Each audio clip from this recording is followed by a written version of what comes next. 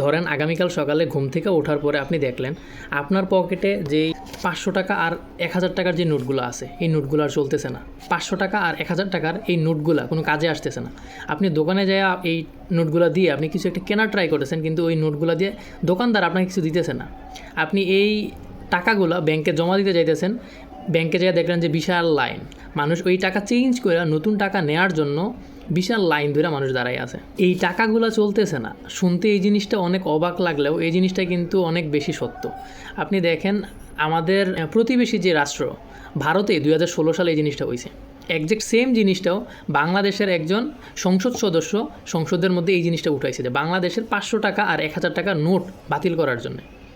এখন কথা হচ্ছে যে এই 500 টাকা আর 1000 টাকা নোট বাতিল করলে কি সুবিধা হয় কি অসুবিধা হয় এই জিনিসটা। আসসালামু আলাইকুম, আমি মোহাম্মদ আকিব জাভেদ, জাহাঙ্গীরনগর বিশ্ববিদ্যালয়ে পড়তেছি। আজকের ভিডিওতে আমরা কথা বলবো একজ্যাক্ট এই জিনিসটা নিয়ে। 500 টাকা আর 1000 টাকার এই নোটগুলো যদি বাতিল করে বাংলাদেশ সরকার, তাহলে এটার প্রভাবটা কি, এটার ভালো দিকগুলো কি আর এটার খারাপ দিকগুলো কি। প্রথম যে জিনিসটা, গভর্নমেন্ট কখন হচ্ছে যে নোট বাতিল করে। গভর্নমেন্ট আসলে মেইনলি 4টা জিনিসের জন্য নোটগুলো বাতিল করে। প্রথম যে জিনিসটা সেটা হচ্ছে যে সরকার ব্ল্যাক মানি যদি নিয়ন্ত্রণ করতে চায়, সরকার দেখলো যে বাংলাদেশের মধ্যে বা কোনো একটা সরকার দেখলো যে তাদের দেশের মধ্যে ব্ল্যাক মানি অনেক বেশি হয়ে গেছে, তো সরকার চাইতেছে ব্ল্যাক মানি নিয়ন্ত্রণ করার জন্য। ব্ল্যাক মানি নিয়ন্ত্রণ করার জন্য সরকার হচ্ছে যে আগের যে সরকার টাকাগুলো ছাপাইছিল ওই টাকা ছাপানো টাকাগুলো ওরা হচ্ছে যে ব্যাংকে আবার রিটার্ন নেন, নতুন করে ওরা টাকা ছাপায়। ব্ল্যাক মানি নিয়ন্ত্রণ করার জন্য সরকার হচ্ছে যে পূর্বের যে টাকাগুলো আছে সেগুলো বাতিল করে। এখন ব্ল্যাক মানি কোনটারে বলে?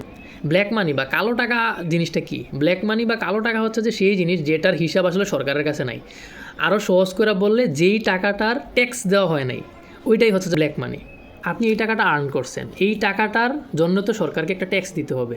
যদি এই টাকাটার জন্য সরকারকে ট্যাক্স দেওয়া হয় তাহলেই হচ্ছে যে এটা রিয়েল মানি আর কি। আর যদি এটার উপরে ট্যাক্স দেওয়া না হয় তাহলে এটা ব্ল্যাক মানি হয়ে যাবে। তো সরকার ব্ল্যাক মানি নিয়ন্ত্রণ করার জন্য টাকা বাতিল করে। সেকেন্ড যে জিনিসটা সেটা হচ্ছে যে জাল নোট ঠেকানোর জন্য বা জাল নোট নিয়ন্ত্রণ করার জন্য। যদি এরকম হয় একটা দেশের ইকোনমির মধ্যে প্রচুর জাল নোট ছড়াইয়া ছিটিয়ে আছে, তাহলে সরকার কী করে, নতুন এই টাকাগুলো বাতিল করে নতুন করে সরকার টাকা ছাপায়। বাংলাদেশের গভর্নমেন্টও এই জিনিসটা করছে 1973 সালে। পুরো দেশের মধ্যে জাল টাকা অনেক বেশি বাইরে গেছিলো, তখন হচ্ছে সরকার টাকা বাতিল করে নতুন করে আবার টাকা ছাপাইছে 1973 সালে। থার্ড যেই কারণে সরকার টাকা বাতিল করে সেটা হচ্ছে যে দুর্নীতি ও সন্ত্রাসে অর্থায়ন বন্ধ করার জন্য। দুর্নীতি আর সন্ত্রাসে অর্থ বন্ধ করার যে রিজনটা সেটা হচ্ছে যে গভর্নমেন্ট যদি চায় যে দেশে প্রচুর দুর্নীতি হয়েছে, এখন টাকা সরকার যদি বাতিল করে দেয় তাহলে ওই টাকাগুলো হচ্ছে যে গভর্নমেন্টের কাছে আবার ফেরত আসবে, তাহলে হচ্ছে সরকার ওই টাকাগুলো বাতিল করে। 2016 সালে ইন্ডিয়াতে এই জিনিসটা হয়েছে। আমরা সবাই দেখছি এই জিনিসটা যে ইন্ডিয়াতে কি এটার প্রভাব পড়ছে সরকার টাকা বাতিল করার কারণে। আর ফোর্থ যে রিজনটা সেটা হচ্ছে যে রাজনৈতিক বা অর্থনৈতিক অবস্থার বড় কোনো পরিবর্তন যদি সরকার করতে চায় তখন হচ্ছে সরকার টাকা বাতিল করে।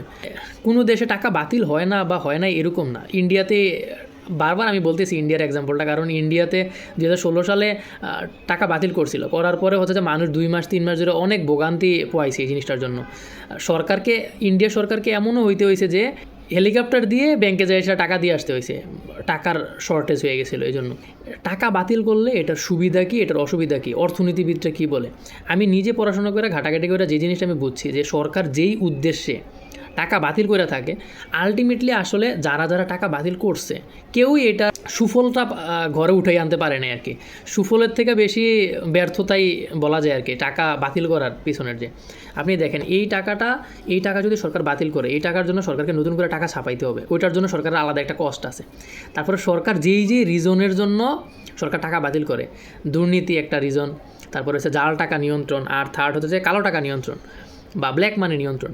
এই জিনিসগুলোর জন্য সরকার টাকা ছাপায়। আলটিমেটলি কী হয়, ওইগুলা ইকোনমির মধ্যে কোনো না কোনোভাবে ওরা নিয়ে আসেই।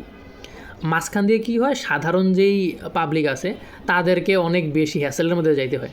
আপনি দেখলেন যে আপনার এই টাকাগুলায় 500 টাকা 1000 নোট সরকার বাতিল করে দিছে, তো ব্যাংকের মধ্যে তো সবাই এরপরের দিন যা লাইন ধরবে, এটা কেওস তৈরি হয়ে যাবে।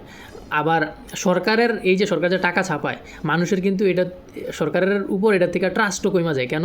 মানুষ একবার আপনি এখন টাকা ছাপাইছেন, আবার মানুষের মধ্যে মাইন্ডের মধ্যে চলে আসে যে এখন টাকা ছাপাইছে, কদিন পরে তো এই টাকাও হচ্ছে যে সরকার কী করবে, বাতিল করে সেটা আবার টাকা ছাপাইতে পারে।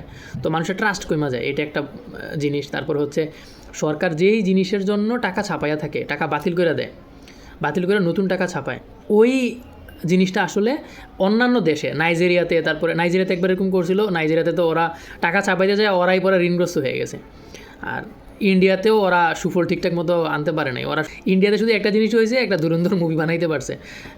এছাড়া আপনি যদি ওদের যদি বড় বড় অর্থনীতিবিদদের কলামগুলো পড়েন, আর্টিকেলগুলো পড়েন, ওরা এই জিনিসটা মানে খুব ফ্র্যাঙ্কলি ওরা এটার করে যে এই জিনিসটা করা ইন্ডিয়ার জন্য ওরা পজিটিভ কোনো একটা জিনিস আনতে পারেনি। এই ভিডিওটার উদ্দেশ্য একটাই, এখন বাংলাদেশের সংসদের মধ্যে এই জিনিসটা আসছে যে 500 টাকা আর 1000 টাকার নোট বাতিল করার কথা আর কি।